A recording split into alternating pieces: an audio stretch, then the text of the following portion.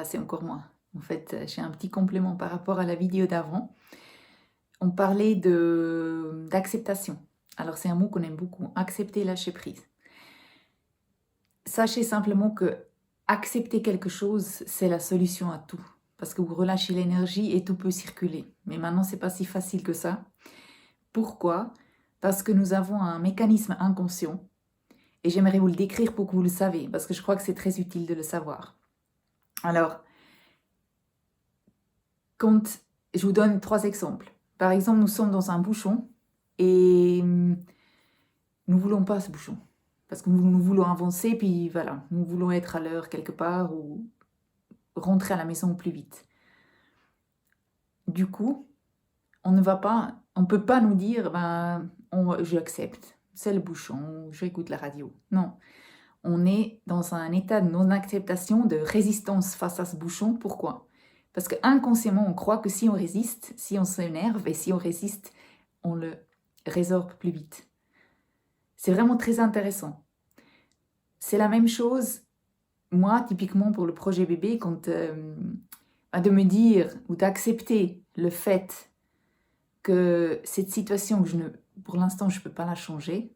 C'est déjà une acceptation, de dire, ok, ça prend du temps d'accepter que là, tout de suite, le bébé ne vient pas, que je dois trouver d'autres moyens en moi pour traverser ça. Parce que si on reconnaît le fait qu'on a besoin d'autres moyens pour traverser ça, ça veut dire qu'on reconnaît que ça prend du temps. Ça veut dire qu'on accepte que bébé ne va peut-être pas venir tout de suite. Moi, j'ai eu l'impression que si j'acceptais le fait que bébé prenne du temps ou qu'il vienne pas pendant un certain temps, ou peut-être pas du tout, j'allais le lâcher.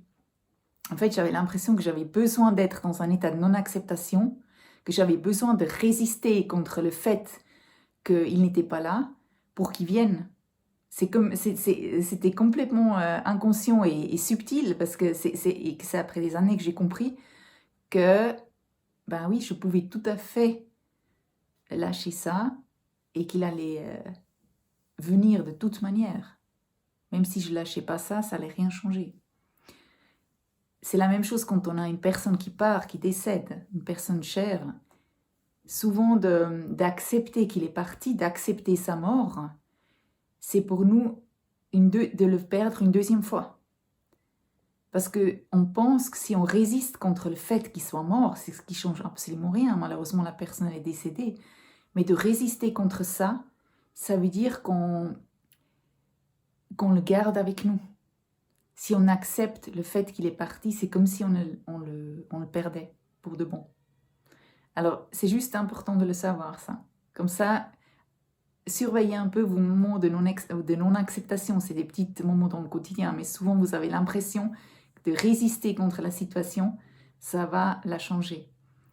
Mais ça ne la change pas, malheureusement.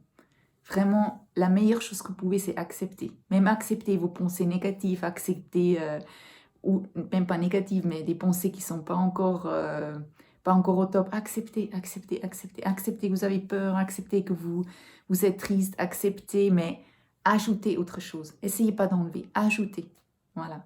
Et c'est justement ce que je suis en train de faire avec vous, c'est traverser cet état d'acceptation avec des outils pour les illuminer. Bon, merci pour votre écoute. À la prochaine fois. Prenez soin de vous et restez chez vous. Au revoir.